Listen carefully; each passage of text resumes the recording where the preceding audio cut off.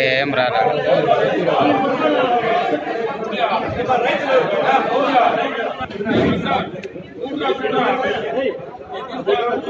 MLA గారు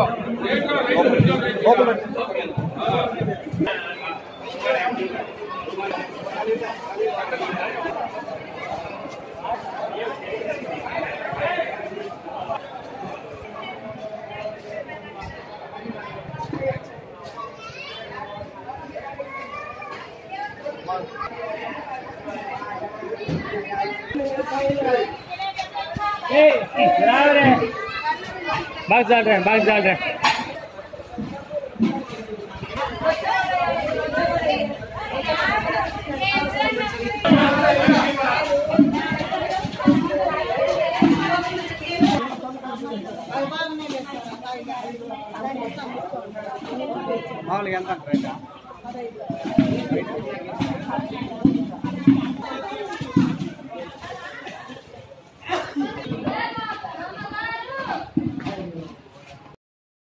న్యాయం జరిగే విధంగా చేస్తాం. డెఫినెట్ గా మేము రైతుల పక్షాన ఉన్నాం కాబట్టి రైతులకు ఏమి ఇబ్బంది లేదు. ఖచ్చితంగా మేము ఏదైతే రేపు జీవో రాలేదన్నారు కాబట్టి జీవో వచ్చేదాకా ఆగుతాం. జీవో వచ్చిన తక్షణం ఫ్యాక్టరీలు ఓపెన్ కాకపోతే ఖచ్చితంగా వాటిపైన చర్యలు తీసుకుంటాం. కలిగితే రేపు నుండి వారికి మంచిది. వారు తీసుకొని పక్షాన ఏం చేస్తామనేది ఫర్దర్ చెప్తారు. బయట రాష్ట్రాల నుంచి వచ్చే అంటే వ్యాపార పరంగా ఎవరిని కూడా ఇల్లీగల్ గా మేము ఎటువంటి ప్రకటనలు చేయము.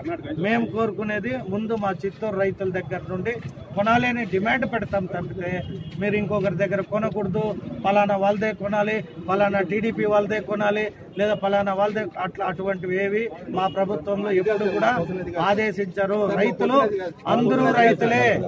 నేను అనేది పక్క రాష్ట్రమైనా రైతే వాడికి అవసరం ఉంటే అమ్ముకుంటాడు. బట్ అక్కడే మన నియోజకవర్గంలో రైతులది కాదని బయట వాళ్ళది ఎక్కువ కొనేకి చూస్తే మాత్రం మేము అడ్డుకుంటాం.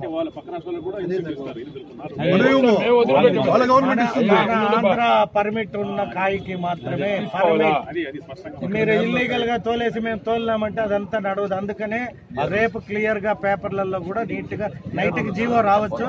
వస్తే మనం దాన్ని స్వాగతించి రైతులందరికీ కూడా తెలియజేద్దాం. యాజ్ పర్ పర్మిట్ పోతే వాళ్ళకి 4 రూపాయలు ఇన్సెంటివ్ వస్తుంది. మేము ఎవరికో బ్రోకరేజ్కి అమ్మేసి ఉంటే వాళ్ళు కోసుకోపోయినారు మాకు కావాలి అంటే అటువంటి ఇల్లీగల్ థింగ్స్ మా ప్రభుత్వంలో జరగవు.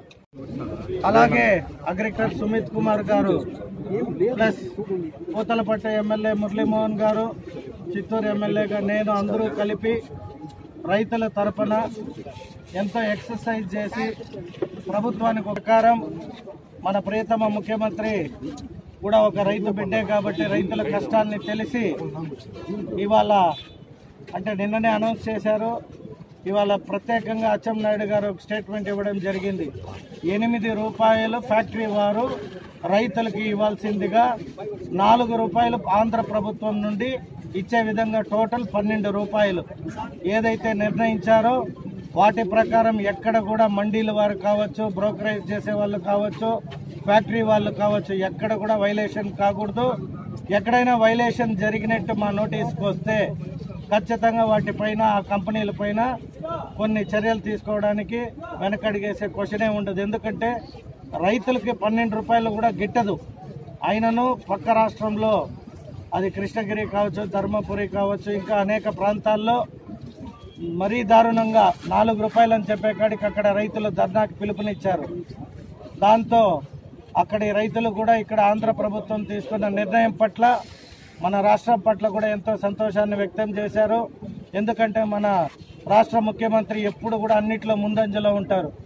ఈ ఎక్సర్సైజ్ గత 2-3 నెలలుగా మన చిత్తూరు కలెక్టర్ సుమిత్ గారు చాలా దీనిపైన అంటే ఐఏఎస్కి ప్రిపేర్ అయినప్పుడు ఆయన తయారయ్యాడో లేదో కానీ రైతుల సమస్యల పట్ల ఈ మ్యాంగో సీజన్లో అన్ని ఫ్యాక్టరీలు స్వయాన విజిట్ చేసి ఫ్యాక్టరీ వాళ్ళు చెప్పిన ఏ ఒక్క మాటని కూడా లెక్క చేయకుండా అంటే మా దగ్గర ఇంత స్టాక్ ఉంది, అంత స్టాక్ ఉంది, మేము ఇంతకంటే కొనలేము అని వాదనలు విన్న తర్వాత ఆయన ప్రతి ఫ్యాక్టరీ కూడా విజిట్ చేయడం జరిగింది.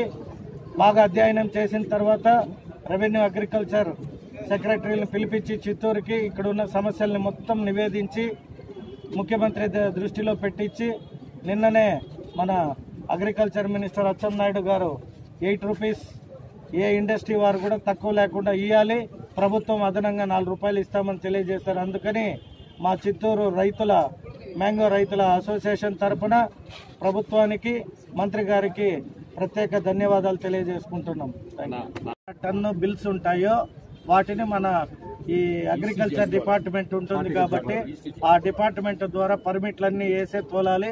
ఆ పర్మిట్లన్నీ స్వీకరించి రైతులకి 4 రూపాయలు సబ్సిడీ కింద గవర్నమెంట్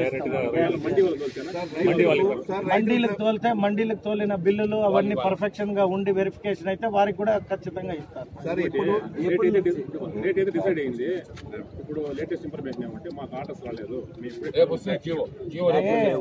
ఎప్పుడైనా కూడా వినండి, ఇప్పుడు మేము ఎలక్షన్ సమయంలో హామీలు ఇచ్చాం, మహిళలకు బస్సులు ఇస్తాం, సిలిండర్లు ఇస్తాం, మగవారికి తాగడానికి మంచి మందు ఇస్తాము.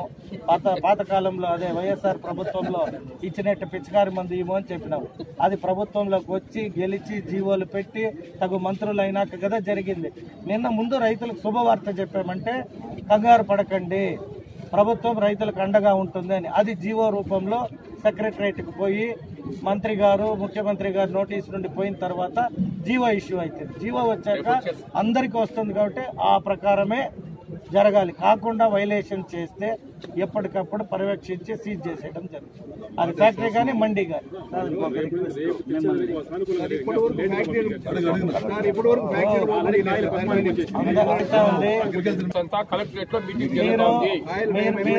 మీరు ఒకటే తెలుసుకోవాలి, మీడియా ముఖాంతరం ఫ్యాక్టరీలకు కూడా మేము స్వచ్ఛంగా తెలియజేయడం ఒక్కటే, మా ముఖ్యమంత్రి గారు 8 రూపాయలు రైతులకి ఫ్యాక్టరీలు ఇవ్వాలి, 4 రూపాయలు ప్రభుత్వం ఇస్తుంది అని చెప్పిన తర్వాత ఎవరైనా వైలేషన్ చేస్తే మీరు చూస్తారు కదా, ఎప్పుడూ లేని విధంగా కఠిన చర్యలు తీసుకోబడతాయి.